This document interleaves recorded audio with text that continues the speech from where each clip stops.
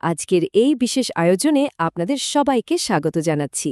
আচ্ছা, ভেবে দেখুন তো, এমন একটা গ্রামের কথা যেখানে ঘরে ঘরে শুধু যমজ আর যমজ। হ্যাঁ, ঠিকই শুনেছেন। আজকে আমরা বিশ্লেষণ করতে যাচ্ছি কেরালার এমনই এক সাধারণ কিন্তু চরম রহস্যময় গ্রাম নিয়ে। গ্রামটির নাম কোদিনহি। চলুন একদম সরাসরি এই রহস্যের গভীরে ঢোকা যাক। ঠিক আছে, চলুন এই বিষয়টা একটু খতিয়ে দেখি। ৪৫০। চমকে গেলেন? এটা কিন্তু কোনো সাধারণ সংখ্যা নয়। মাত্র ২,০০০ পরিবারের বাসী গ্রামে, আর তার মধ্যেই কিনা ৪৫০ জোড়া যমজ। মানে ভাবা যায় ব্যাপারটা। লিটারালি প্রায় প্রতিটা ঘরেই একটা করে যমজ জোড়া। তো প্রথমেই আপনাদের স্বাগত জানাই আমাদের এই যমজ গ্রামে। এই কোদিনে গ্রামটা আসলে কেরালার মালাপুরম জেলার সদর থেকে ৩০ কিলোমিটার দূরের এক ছিমছাম জায়গা। ওখানে যাওয়ার প্রধান রাস্তা হল কাছের তিরঙ্গাদি শহর। মোট জনসংখ্যা ধরুন এই ১১,০০০-এর মতো। এর মধ্যে ৮৫% মানুষ মুসলিম এবং ১৫% হিন্দু ধর্মাবলম্বী। চারিদিকে পানি দিয়ে ঘেরা এই বিচ্ছিন্ন গ্রামটার সবচেয়ে অদ্ভুত ব্যাপার কি জানেন? এখানে যমজ সন্তান জন্ম নেওয়াটাই হলো একদম স্বাভাবিক নিয়ম, আর সিঙ্গল বাচ্চা হওয়াটাই যেন অস্বাভাবিক। সিরিয়াসলি। আর এই পয়েন্টটা তো আরও বেশি ফ্যাসিনেটিং। এই রহস্য কিন্তু শুধু খোদিনী গ্রামের সীমানার ভেতরেই আটকে নেই। গ্রামের কোনো মেয়ে যদি বিয়ে করে অন্য কোনো শহর বা গ্রামেও চলে যান, অবাক করা বিষয় হলো সেখানেও তারা যমজ বা ট্রিপলেট বা একসঙ্গে ৩টি সন্তান জন্ম দিচ্ছেন। এর মানে দাঁড়াচ্ছে এই রহস্যটা আসলে তাদের সাথেই ট্র্যাভেল করছে, শুধু ওই গ্রামের মাটিতেই এটা সীমাবদ্ধ নেই। রিয়েল গেম চেঞ্জার একটা ফ্যাক্ট, তাই না? এবার চলুন এই রহস্যের কিছু আশ্চর্যজনক পরিসংখ্যান দেখে নেওয়া যাক। আর এই ডেটাটা পুরো ব্যাপারটা খুব চমৎকারভাবে তুলে ধরে। সারা বিশ্বে যেখানে প্রতি ১,০০০ জনের যমজ জন্মের গ্লোবাল অ্যাভারেজ বা গড় হার মাত্র ৬ জন, আর ভারতে সেটা একটু বেশি, মানে ৯ জন, সেখানে কোদিনের হিসাবটা জাস্ট অবিশ্বাস্য। সেখানে প্রতি ১,০০০ যমজ জন্মের হার ৪৫ জন। বোঝাই যাচ্ছে এই গ্রামের যমজ জন্মের হার গ্লোবাল অ্যাভারেজের প্রায় ৮ গুণ বেশি। It's mind blowing. জানেন এই ব্যাপারটা কিভাবে দুনিয়ার সামনে এলো? গল্পটা খুব মজার। ২০০৮ সালের কথা। সামিরা আর ফামিনা নামের ৮ম শ্রেণীর ২ যমজ বোন হঠাৎ খেয়াল করল, আরে শুধু তাদের ক্লাসে তারা ছাড়াও আরও ৮ জোড়া যমজ আছে। তো কৌতূহলবশত তারা পুরো স্কুলে খুঁজতে শুরু করল। আর গেস হোয়াট? তারা দেখল যে তাদের স্কুলেই মোট ২৪ জোড়া যমজ স্টুডেন্ট পড়াশোনা করছে।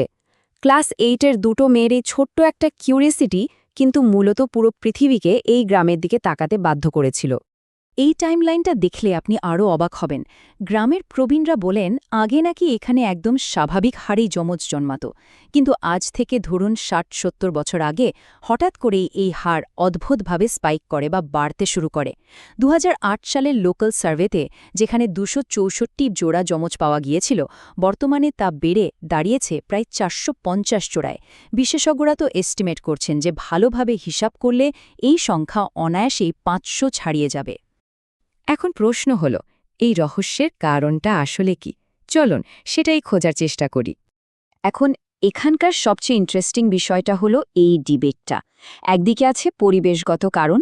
লোকাল অনেকেই প্রবলভাবে বিশ্বাস করেন যে গ্রামের পানিতে স্পেশাল কোনো প্রাকৃতিক কেমিক্যাল বা উপাদান আছে। আর অন্যদিকে আছে বায়োলজিক্যাল বা বৈজ্ঞানিক ধারণা, যেটা বলছে এটা পুরোটাই বংশগত বা জেনেটিক ডিএনএ প্যাটার্নের খেলা। পানি নাকি ডিএনএ, আসল কারণ কোনটা? রহস্যটা কিন্তু এখানেই সবচেয়ে বেশি জমে ওঠে।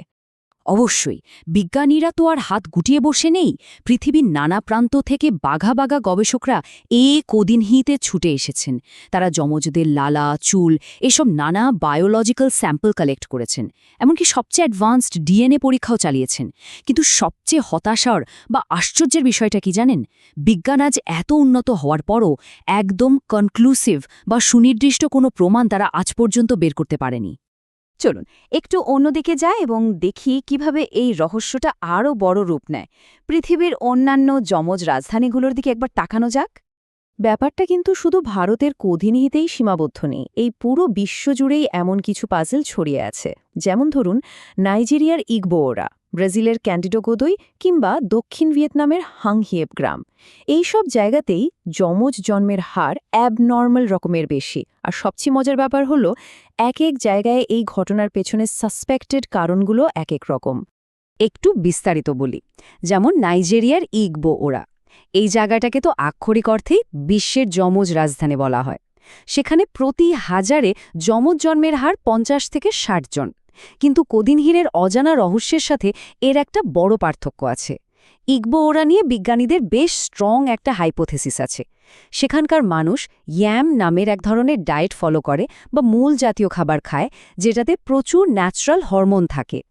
বিজ্ঞানীদের ধারণা এই হরমোনটায় সরাসরি তাদের এগ ডিভিশনে বা ডিম্বাণুর বিভাজনে প্রভাব ফেলে। আবার ব্রাজিলের ক্যান্ডিডো গোদোইর দিকে যদি তাকাই, সেখানকার কেসটা কিন্তু কোদিনিরহুর বেশ কাছাকাছি। গবেষকরা সাসপেক্ট করছেন যে ওখানকার একটা রেয়ার জেনেটিক প্যাটার্ন আর খাবার পানির নির্দিষ্ট কিছু উপাদানের কম্বিনেশনই হয়তো এর জন্য দায়ী। অর্থাৎ দেখতেই পাচ্ছেন, এই জেনেটিক্স নাকি পানি, এই বিতর্কটা পৃথিবীর প্রায় সবকটি যমজ গ্রামেই একটা কমন থ্রেড বা সাধারণ যোগসূত্র হিসেবে ঘুরে ফিরে আসছে। সব মিলিয়ে এটি এখনও এক অমীমাংসিত বৈজ্ঞানিক রহস্যই রয়ে গেছে। সুতরাং সবচেয়ে ক্রুশিয়াল পয়েন্টটা হলো, কোদিনি গ্রামটা ম্যাপের ছোট্ট কোনো বিন্দু নয়। এটা হলো মানুষের জেনেটিক্স, চারপাশের প্রকৃতি আর সমাজের এমন এক বিস্ময়কর কোয়ালিশন বা সংঘর্ষের জায়গা, যা মডার্ন সায়েন্সকে রীতিমতো চ্যালেঞ্জ ছুড়ে দিচ্ছে।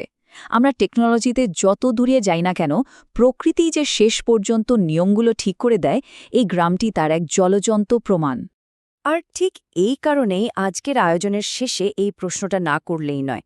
যদি ছোট্ট শান্ত একটা গ্রামের পানি বা জেনেটিক্স মানুষের বায়োলজিকে এভাবে পুরোপুরি নতুন করে লিখতে পারে, তাহলে একটু ভাবুন তো, এই বিশাল পৃথিবীতে প্রকৃতি আমাদের চোখের আড়ালে ঠিক এই মুহূর্তে আরও কত গভীর আর অকল্পনীয় সব রহস্য লুকিয়ে রেখেছে। আমরা যা জানি সেটা কি তবে মহাসাগরের এক বিন্দু জলের সমান নয়? এই প্রশ্নটা আপনাদের ভাবনার জন্যই রেখে গেলাম। আজকের এই বিশ্লেষণটি এখানেই শেষ করছি।